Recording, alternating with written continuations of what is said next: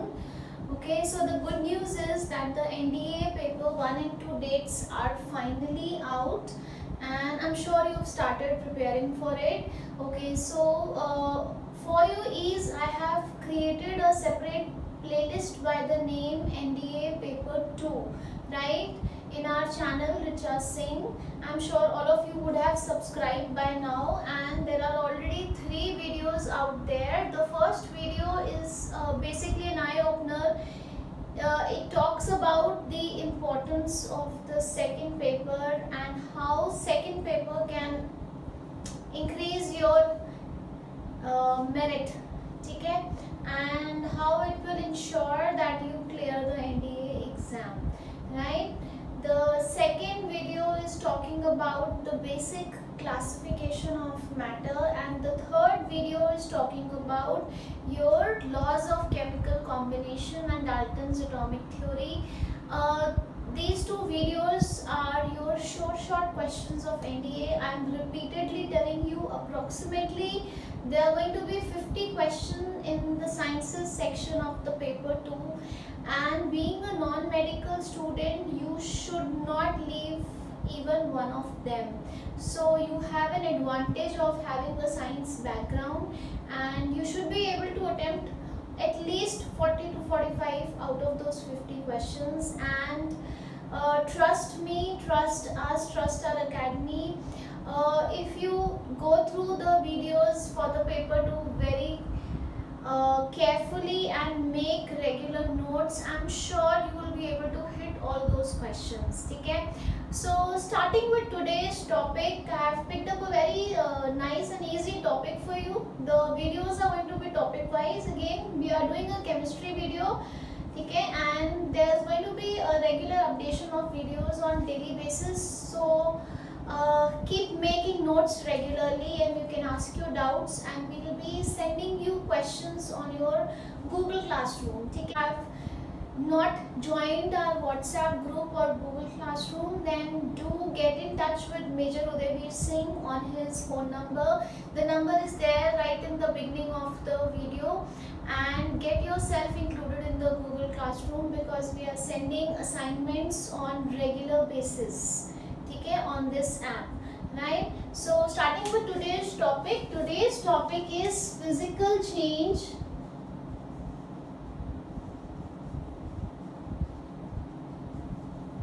versus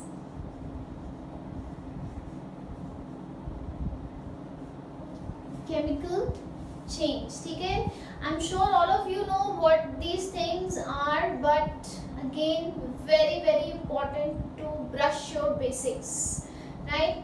So here we go.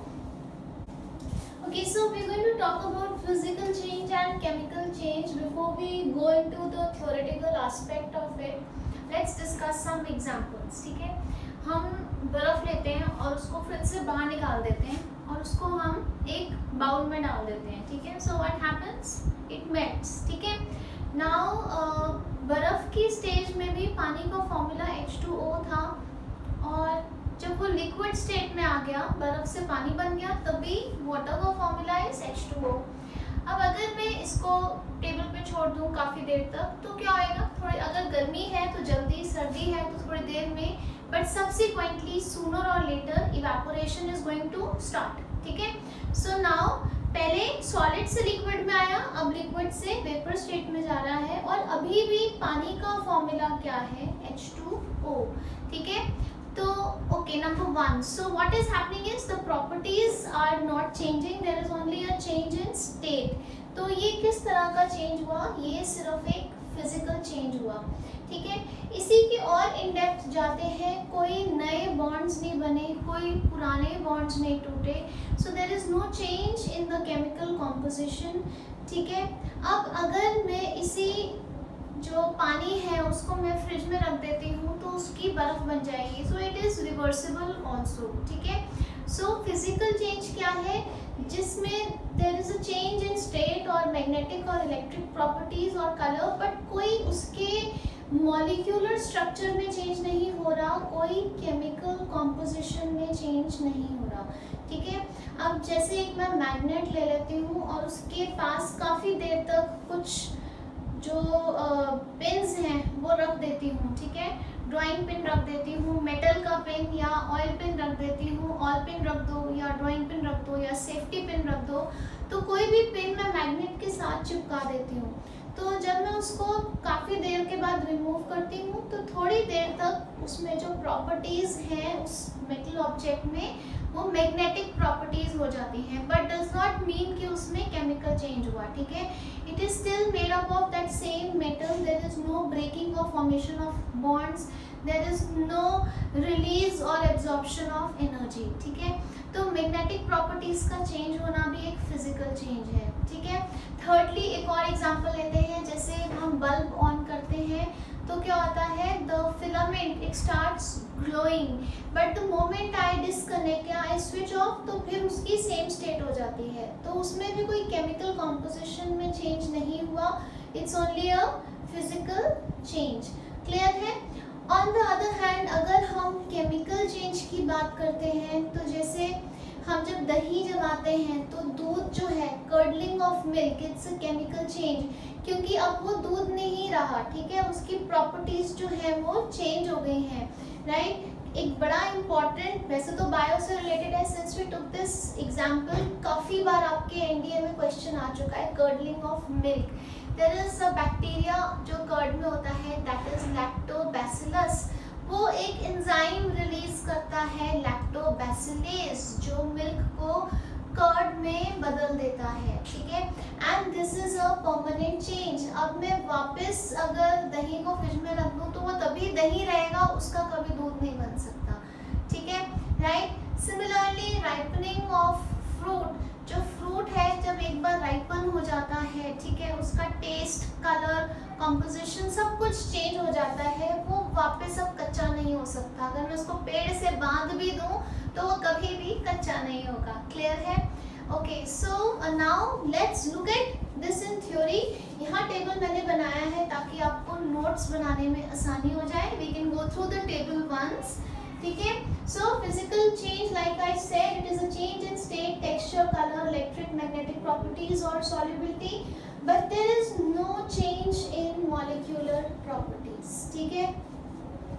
Change in chemical change क्या है, change in chemical composition, ये सारा plus this, ठीक है। तो केमिकल चेंज में ये इनमें से भी कुछ हो सकता है, plus very important and mandatory जो कंपल्सरी है वो क्या है, चेंज इन केमिकल कॉम्पोजिशन। कुछ बॉन्ड्स टूटते हैं, कुछ नए बॉन्ड्स बनते हैं, ठीक है। So much of chemistry you done in 2 years, सो सारे केमिकल रिएक्शंस ही हैं, ठीक है।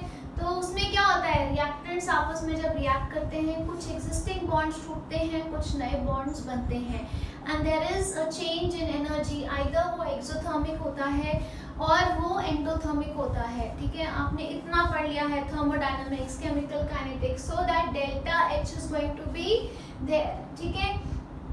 Obviously new product is formed because old bonds have been broken and new bonds have been formed, और ये प्रोडक्ट की जो प्रॉपर्टीज हैं ये पुराने से सेम नहीं होंगी, ठीक है, राइट। सो एक पॉइंट यहाँ हम और भी ऐड कर सकते हैं, यहाँ दिया हुआ है स्पेसिफिक प्रॉपर्टीज रिमेन अनऑल्टर्ड, तो यहाँ पे प्रॉपर्टीज कंप्लीटली चेंज हो जाती हैं क्योंकि न्यू प्रोडक्ट बन जाता है।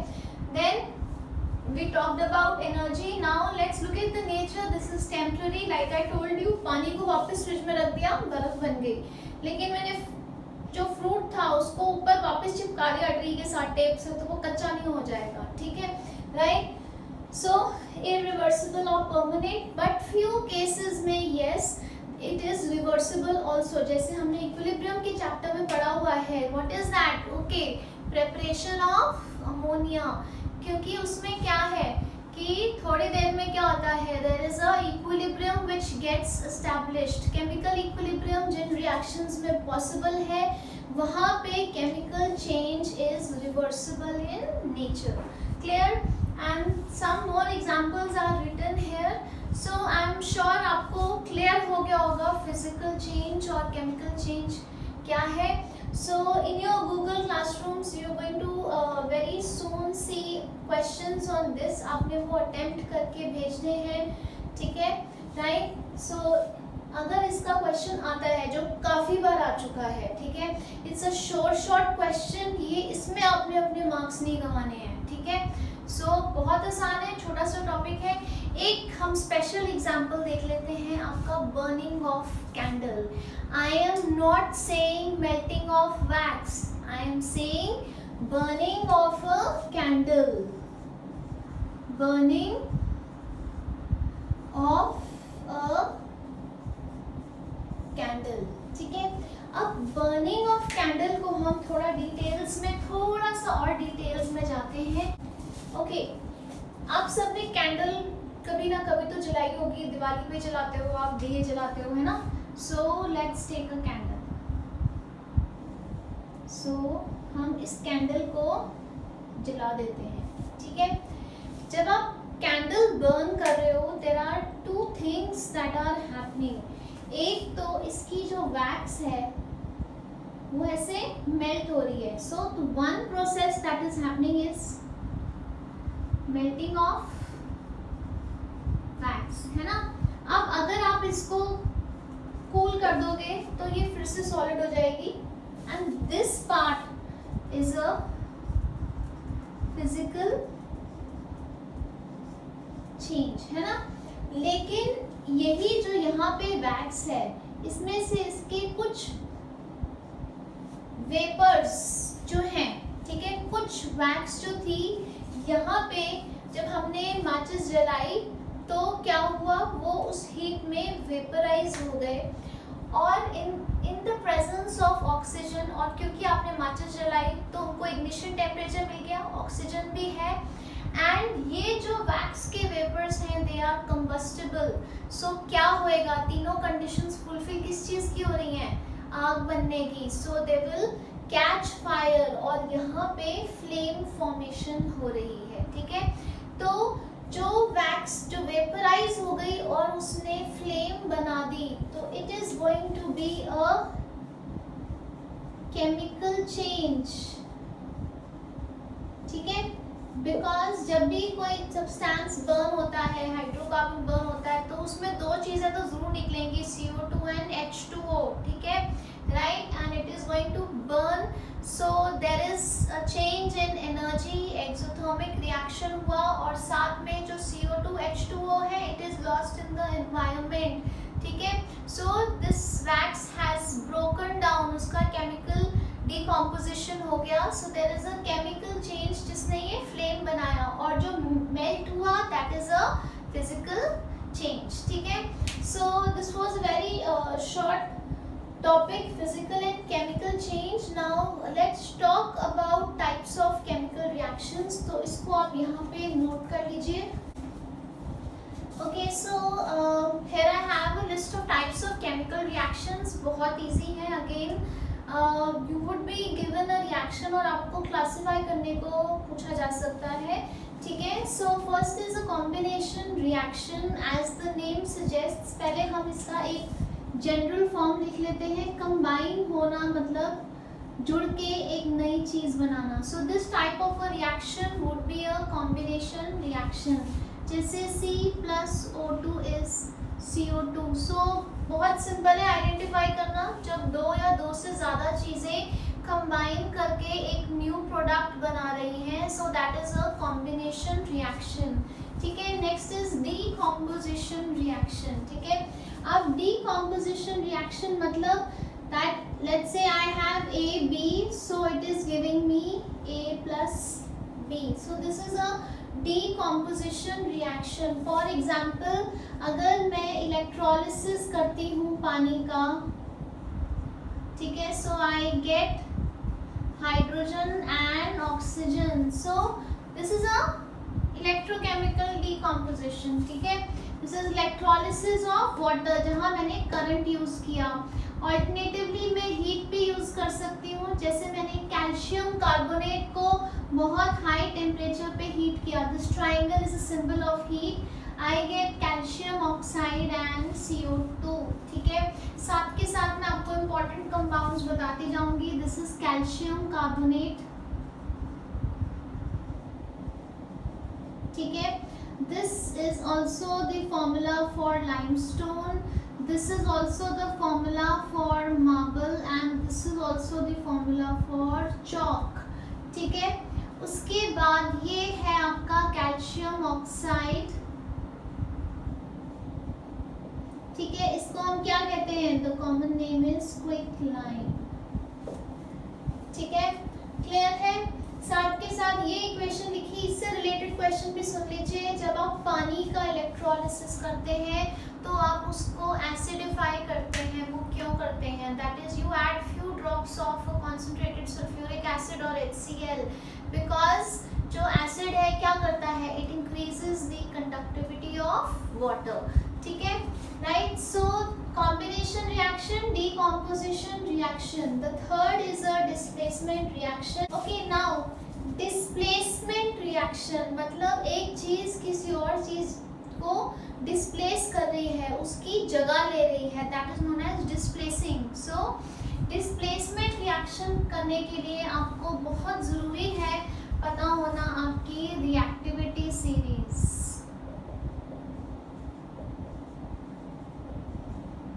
ठीक है, तो यहाँ पे आपको reactivity series you should know, आपने बहुत बार की है.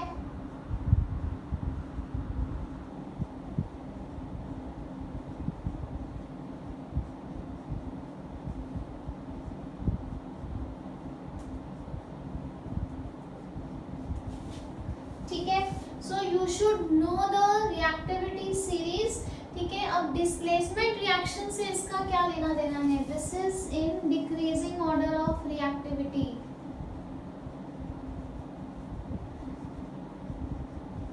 ठीक है, यही आपकी इलेक्ट्रोकेमिकल सीरीज भी है, तो ये तो आपको बहुत अच्छे से आनी चाहिए. ठीक है, नाउ डिस्प्लेसमेंट रिएक्शन क्या है? इसमें a more reactive metal displaces a less reactive metal from its salt solution. जैसे अगर मैं जिंक प्लस कॉपर सल्फेट करूं, इस रिएक्शन में क्या होएगा? कैन यू सी, जो जिंक है वो कॉपर से ऊपर है रिएक्टिविटी सीरीज में. सो जो जिंक है वो ज़्यादा पावरफुल है. ठीक है, इट्स मोर रिएक्टिव. तो वो क्या करेगा? वो कॉपर को कॉपर सल्फेट से उठा के फेंक देगा. ठीक है, so what is going to happen? It is going to take the place of copper. ठीक है, राइट. तो अगर मैं एक बर्तन ले रही हूँ, ठीक है, जिंक का बना हुआ, और उसमें अगर मैं कॉपर सल्फेट सॉल्यूशन डालूंगी, so what will be my observations? My observation is going to be the blue color of copper sulfate will start fading, right, and reddish brown deposits of copper will be seen on the zinc container. Soon it is going to form holes, क्योंकि zinc lose हो जाएगा, zinc जो use हो जाएगा in fact reaction में, तो उस container में होल्स हो जाएंगे. इसलिए मैं जिंक कंटेनर में कॉपर सल्फेट को स्टोर नहीं कर पाऊंगी. ठीक है, but if I reverse it, now let's see, अगर मैं कॉपर लेती हूँ और जिंक सल्फेट लेती हूँ, then what reaction is going to happen? Now copper तो बेचारा कमजोर सा है और जिंक जो है बिल्कुल ताकतवर है. ठीक है, तो जो कॉपर है वो जिंक का कुछ नहीं बिगाड़ सकता. ठीक है, क्योंकि इट इज लेस रिएक्टिव, वो नीचे की तरफ है. ठीक है, so copper will not react with zinc sulphate. तो आप कॉपर वेसल में जिंक सल्फेट को स्टोर कर सकते हो. No reaction is going to happen. तो डिस्प्लेसमेंट रिएक्शन क्या है? इसमें a more reactive metal displaces the less reactive metal from its salt solution. ठीक है, अब नेक्स्ट आ जाती है बारी आपकी डबल डिस्प्लेसमेंट रिएक्शन. मतलब दो सॉल्ट्स लिए और उसमें आपस में कैटायन एनायन ने अपनी जगह चेंज कर दी. ठीक है, so let's see what is happening. एक बहुत कॉमन सा एग्जांपल लेते हैं जो आपने लैब्स में भी किया हुआ है. डबल डिस्प्लेसमेंट रिएक्शन अभी हम देखते हैं. जैसे हम ले लेते हैं NaCl प्लस AgNO3. तो ये पॉजिटिव है, ये नेगेटिव है. Na positive, Cl negative, this is Ag positive, NO3 negative. So what is going to happen? ये पॉजिटिव इस नेगेटिव के साथ चले जाएगा और ये पॉजिटिव इस नेगेटिव के साथ, मतलब जगह अदली बदली हो जाएगी. So you are going to get NaNO3 plus AgCl. So you will get white PPTs or white precipitates of silver chloride. So यहाँ पे दो displacements हुई हैं, that is why it is known as a double displacement reaction, और इसको हम double decomposition reaction भी कहते हैं, क्योंकि दोनों चीज़ें decompose हो जाती हैं and new products get formed. ठीक है, so you can also call it a double decomposition reaction. ठीक है, next we come to redox reaction. उससे पहले एक छोटा सा पॉइंट और देखते हैं. In terms of heat you can classify in terms of heat the reaction in two types on the basis of heat energy. ठीक है, there is a way of classifying a reaction on the basis of heat energy. There can be two types. Either the reaction is exothermic or it is endothermic. ठीक है, exothermic means heat is given out, exit होना. ठीक है, तो जिस reaction में heat निकल रही है, heat is given out. ठीक है, या जिसका आपने पढ़ा है डेल्टा एच का साइन क्या होएगा, negative. That is going to be an example of exothermic reaction. और जिस रिएक्शन में आपकी हीट एब्जॉर्ब हो रही है, ठीक है, that is endothermic. Endothermic enter करना, हीट एंटर कर रही है रिएक्शन में. So your delta H is going to be positive. ठीक है, right? So exothermic general reaction लिखते हैं, A plus B is going to give you C plus some amount of heat. ये आपका रिएक्शन जो है exothermic combination, decomposition, double displacement, displacement कुछ भी हो सकता है. This is strictly on the basis of heat energy. ठीक है, और अगर इस रिएक्शन को होने के लिए उसको हीट एब्जॉर्ब करनी पड़ रही है और फिर C बन रहा है या फिर प्रोडक्ट बन रहा है, then it is a endothermic reaction.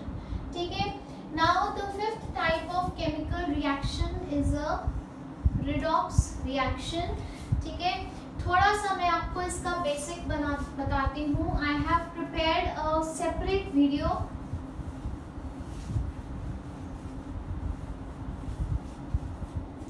ठीक है, रिडॉक्स रिएक्शन आपके एनडीए का एक बहुत ज़्यादा इम्पोर्टेंट टॉपिक है. ठीक है, सो दैट इज़ वाई मैंने इसका एक सेपरेट वीडियो बनाया है. In fact 2 videos are there.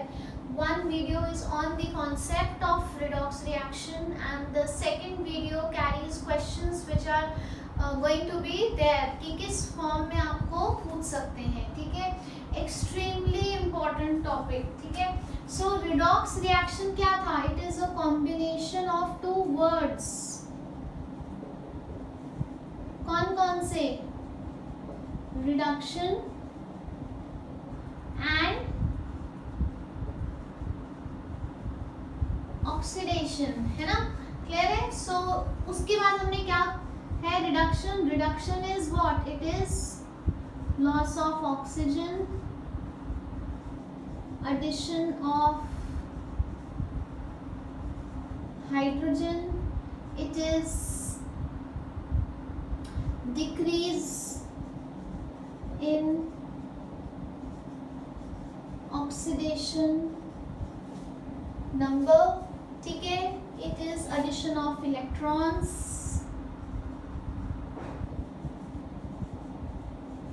और जिस चीज की रिडक्शन होती है वो क्या होता है? Oxidising agent. ठीक है, right? So this is about your reduction. और हमने क्या पढ़ा था कि जब भी कोई इलेक्ट्रोकेमिकल रिएक्शन होगा तो रिडक्शन कहाँ पे होएगी? It is going to occur at cathode. ठीक है, अब आ जाते हैं है ऑक्सीडेशन इसका बिल्कुल उल्टा, it is addition of oxygen, it is removal of hydrogen, ठीक है, it is increase in oxidation number या ऑक्सीडेशन स्टेट,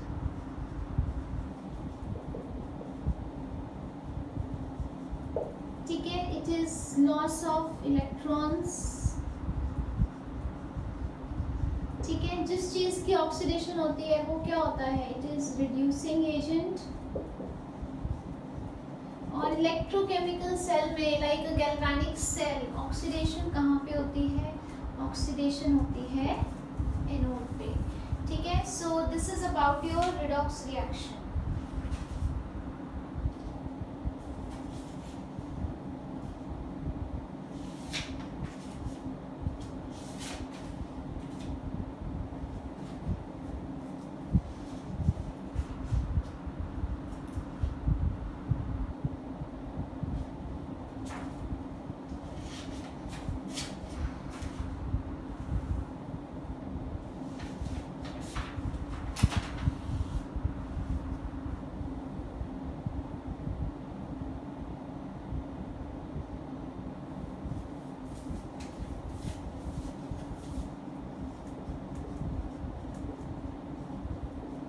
एक बहुत सिंपल सा एग्जांपल ले लेते हैं, ठीक है। इस रिएक्शन को देखिए, इसमें copper oxide is losing oxygen and becoming copper.